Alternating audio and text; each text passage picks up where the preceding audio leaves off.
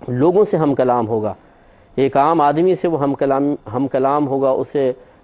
ہم کلامی کا شرف بخشے گا، اس وقت جو کیفیت ہوگی بس وہ کیفیت ایک ایسی ہوگی جو حقیقی مطلب ایک صورتحال کو ہمارے سامنے لائے گی، اور ہم سمجھ جائیں گے کہ اللہ تبارک و تعالیٰ جب اپنے بندوں سے کلام فرماتا ہے، اگر براہ راست کلام فرمائے تو کس طریقے سے وہ بات اس تک پہنچتی ہے۔ جیسے کئی صحیح حدیثوں میں ہے کہ ایک شخص کو اللہ تعالیٰ اپنے سامنے کھڑا کرے گا، اب سامنے سے مراد کوئی اللہ تعالیٰ کوئی جسم تو ہے نہیں کہ سامنے کھڑا کر لے، یہ صرف سمجھانے کے لیے الفاظ استعمال کیے گئے ہیں، ورنہ اللہ تبارک و تعالیٰ جسمانیت سے بھی پاک و صاف ہے، وہ آگے پیچھے دائیں بائیں اوپر نیچے ہونے سے پاک و صاف ہے۔ اللہ تبارک و تعالیٰ کے لیے قریب اور بعید کے الفاظ ہم کیسے استعمال کر سکتے ہیں کہ وہ جسمانی لحاظ سے یا ذات کے لحاظ سے، جسم تو اس کا ہے ہی نہیں، کہ ذات کے لحاظ سے وہ ہم سے قریب ہے ہم سے دور ہے، نہیں کہہ سکتے، کیونکہ قریب اور بعید یہ جسم کا خاصہ ہے کہ وہ کسی چیز سے قریب ہوتا ہے کسی سے دور ہوتا ہے، اور اللہ تبارک و تعالیٰ جسمانیت سے پاک و صاف۔ تو وہ معاملات جو خصوصاً اللہ تبارک و تعالیٰ کی ذات پاک سے تعلق رکھتے ہیں، بہت ہی عجیب و غریب معاملات ہیں کہ ہماری عقل میں آنے والے نہیں ہیں۔ تو اللہ تعالیٰ ایک بندے کو اپنے سامنے، بہرحال جو حدیث کے الفاظ ہیں کہ سامنے کھڑا کر کے سوال فرمائے گا کہ اے میرے بندے، یہ جو تو نے گناہ کیے ہیں کہ واقعی تیرے گناہ ہیں یا نہیں، تو اس کے صغیرہ گناہ اس کے سامنے پیش کر دیے جائیں گے، وہ ان کو دیکھے گا اور اقرار کرے گا کہ ہاں یا رب کریم یہ گناہ تو مجھ سے سرزد ہوئے ہیں۔ تو رحمت کونین صلی اللہ علیہ وسلم ارشاد فرماتے ہیں کہ اس وقت وہ بندہ دل میں ڈر رہا ہوگا کہ یہ تو صغیرہ گناہ ہے، ایسا نہ ہو اللہ تبارک و تعالیٰ میرے کبیرہ گناہ بھی پیش فرما دے۔ تو جب وہ اقرار کر لے گا تو اللہ تبارک و تعالیٰ چونکہ اس سے پہلے ہی راضی ہوگا، اللہ کا ارادہ یہی ہوگا، تو اللہ تعالیٰ فرمائے گا کہ جا ہم نے تیرے ان تمام گناہوں کو نیکیوں میں بدل دیا۔ تو سید دو عالم صلی اللہ علیہ وسلم ارشاد فرماتے ہیں کہ اس وقت اچانک وہ بندہ بولے گا یا رب کریم میرے کچھ کبیرہ گناہ بھی تو تھے، وہ بھی تو پیش کر دے۔ یعنی اب وہ فوراً جب اس کو انعام ملے گا تو وہ چاہے گا کہ کبیرہ گناہ ظاہر ہو جائیں، تو اس وقت نبی کریم صلی اللہ علیہ وسلم نے ضحک فرمایا، یعنی آپ ہنس پڑے تھے۔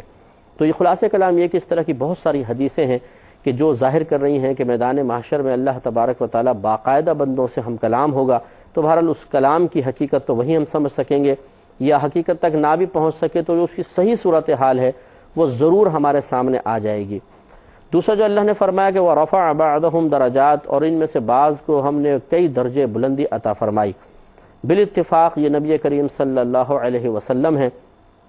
کیونکہ اس میں کسی کا اختلاف نہیں کہ تمام نبیوں سے افضل و اعلیٰ ہمارے نبی کریم صلی اللہ علیہ وسلم کی ذات پاک ہے،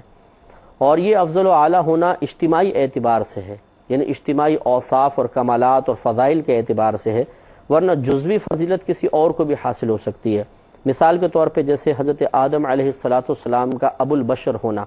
تمام انسانوں کا باپ ہونا، یہ وہ فضیلت ہے جو آپ کے علاوہ کسی کو حاصل ہو ہی نہیں سکتی ہے۔ ہمارے نبی کریم صلی اللہ علیہ وسلم کو بھی ابو البشر کا لقب تو آپ کا نہیں ہے، ہاں یہ الگ بات ہے کہ ہر چیز کی اصل حدیثوں کے روح سے نبی کریم صلی اللہ علیہ وسلم کو قرار دیا گیا کہ سب سے پہلے اللہ تبارک و تعالیٰ نے آپ کے نور کو پیدا فرمایا، پھر اس نور سے پوری کائنات مارز وجود میں اور دیگر چیزیں مارز وجود میں آئیں۔ اس اعتبار سے دیکھیں تو اصل نبی کریم صلی اللہ علیہ وسلم کی ذات پاک بنتی ہے، یا آپ کا جو پیدا کردہ اللہ تبارک و تعالیٰ نے آپ کے نور کو پیدا فرمایا وہ بنتا ہے۔ اور یہ بھی جو میں عرض کر رہا ہوں کہ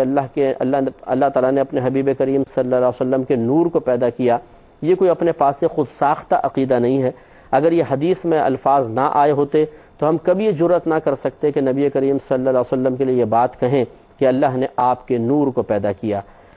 یہ حدیثوں میں ہے، صحیح حدیث ہے حضرت جابر رضی اللہ تعالی عنہ کی، یہ حدیث ہے مصنف ابن ابی شیبہ میں یہ روایت، یا مصنف ابن رزاق عبد الرزاق میں، یہ دو میں سے ایک میں یہ روایت موجود ہے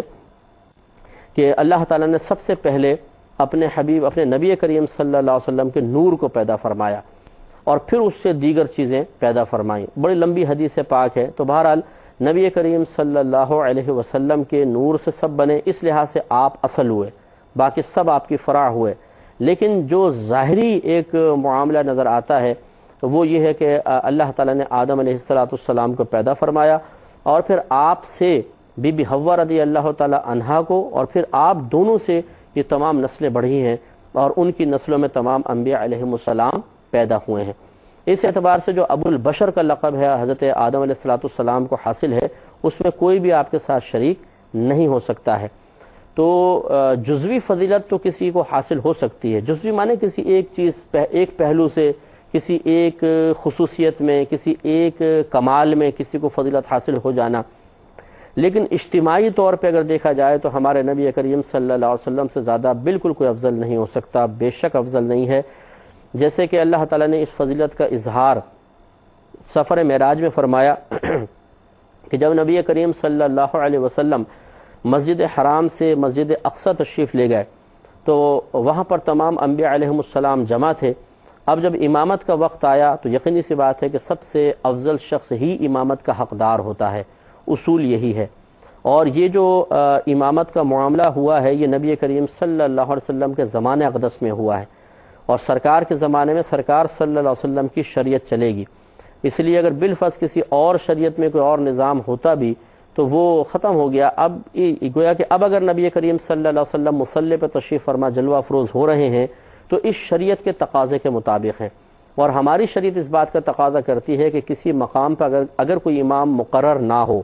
باقاعدہ مقرر امام نہیں ہے، اور کچھ لوگ وہاں پر جمع ہو جائیں تو جو ان میں سے سب سے زیادہ با کمال ہوگا، سب سے زیادہ علم رکھنے والا ہوگا، وہ شخص امامت کا حقدار ہوتا ہے۔ تو آدم علیہ السلام ابو البشر ہیں، نبی کریم صلی اللہ علیہ وسلم کے بھی والد کہلائیں گے، اور آپ کے آباء و اجداد میں اسماعیل علیہ السلام، ابراہیم علیہ السلام بھی موجود ہیں، نوح علیہ السلام بھی ہیں جنہوں نے 950 سال تبلیغ دین فرمائی ہے، لیکن سب پیچھے کھڑے ہیں اور نبی کریم صلی اللہ علیہ وسلم آگے آ گئے، جس نے ظاہر کر دیا کہ جزوی فضیلتیں اپنے مقام پر، لیکن مصلی پہ وہی کھڑا ہوگا جس کو کلی لحاظ سے فضیلت حاصل ہوگی، اور وہ صرف اور صرف ہمارے نبی کریم صلی اللہ علیہ وسلم ہیں۔ اور پھر اللہ تبارک و تعالیٰ نے، ہم تو شریعت کے ہی پابند ہیں، شریعت ہی ہمارے لیے معلومات کا ایک ذریعہ ہے، ہمیں کسی اور ذریعے سے نہیں پتہ چلتا کہ کسی اور نبی کو اللہ تبارک و تعالیٰ نے باقاعدہ اپنی بارگاہ میں حاضری کا شرف عطا فرمایا ہو۔ موسیٰ علیہ السلام بھی خود چل کر کوہ طور پر تشریف لے جاتے تھے اور پھر اللہ تعالیٰ سے صرف ہم کلامی کا شرف حاصل کرتے تھے، جس سے کہ یہ بھی انشاءاللہ موسیٰ علیہ السلام کے واقعات میں آئے گا کہ آپ نے اللہ تبارک و تعالیٰ کی بارگاہ میں التجا کی تھی کہ یا رب کریم تو مجھے اپنی زیارت کروا دے، تو اللہ تبارک و تعالیٰ نے منع فرمایا اور لن ترانی کے الفاظ ارشاد فرمایا کہ اے موسیٰ آپ ہمیں ہرگز نہیں دیکھ سکتے۔ موسیٰ علیہ السلام کا اصرار بڑھا تو اللہ تبارک و تعالیٰ نے ایک تجلی پہاڑ پر فرمائی اور کوہ طور ریزہ ریزہ ہو گیا۔ تو یہاں ایک، اور موسیٰ علیہ السلام بے ہوش ہو کے زمین پر تشریف لے آئے، یہاں ایک پہاڑ ریزہ ریزہ ہو رہا ہے، اور موسیٰ علیہ السلام اللہ تبارک و تعالیٰ کی تجلیات کی تابانیاں برداشت نہ فرماتے ہوئے زمین پر جلوہ افروز ہو رہے ہیں۔ اور اس طرف معاملہ یہ ہے کہ نبی کریم صلی اللہ علیہ وسلم سے کہیں ثابت نہیں کہ آپ نے عرض کیا یا رب کریم مجھے اپنی زیارت کروا دے، جیسے کہ موسیٰ علیہ السلام نے عرض کی تھی، سرکار نے نہیں کی، لیکن اللہ تعالیٰ خود اپنے حبیب کریم صلی اللہ علیہ وسلم کو اپنے پاس بلوا کر اور زیارت کروا رہا ہے۔ پھر وہی بات کہ اپنے پاس بلوا کر، پاس بلوانا یہ عقل میں آنے والی بات نہیں ہے، کیونکہ اللہ تبارک و تعالیٰ ایسا تو نہیں ہے کہ کسی ایک مقام پہ برا جوان ہے اور کسی کو اپنے پاس بلا لیا۔ تو میرے ان الفاظ، یہ میں وہ الفاظ استعمال کر رہا ہوں جو ظاہری حدیثوں کے اور ہمارے اکابرین کے ظاہری طور پہ استعمال کیے جانے والے الفاظ ہیں، ان کو حقیقت پر محمول کر کے نہ سوچا جائے کہ کیا ہم شاید جسمانیت کے قائل ہیں اور اللہ تبارک و تعالیٰ کے پاس نبی کریم صلی اللہ علیہ وسلم کے آنے کو اسی طرح ذکر کر رہے ہیں جیسے ایک بڑی شخصیت کوئی ہوتی ہے اور وہ اپنے دربار میں کسی انسان کو بلا لیتا ہے، ایسا نہیں ہے۔ چنانچہ بہرحال آپ سمجھ گئے ہوں گے کہ اللہ تعالیٰ نے سرکار صلی اللہ علیہ وسلم کو بلایا اور اپنی زیارت سے مشرف فرمایا، اس کمال میں کوئی نبی کریم صلی اللہ علیہ وسلم کے ساتھ نہیں ہے۔ میں نے عرض کیا تھا یہ ہمارا اس سلسلے کا آخری پروگرام ہوگا، لیکن چونکہ ابھی کچھ اور باتیں باقی ہیں تو انشاءاللہ نیکسٹ پروگرام بھی ہم اسی پہ کریں گے، اور پھر اس کے بعد موضوع کو تبدیل کیا جائے گا۔ وآخر دعوانا ان الحمدللہ رب العالمین۔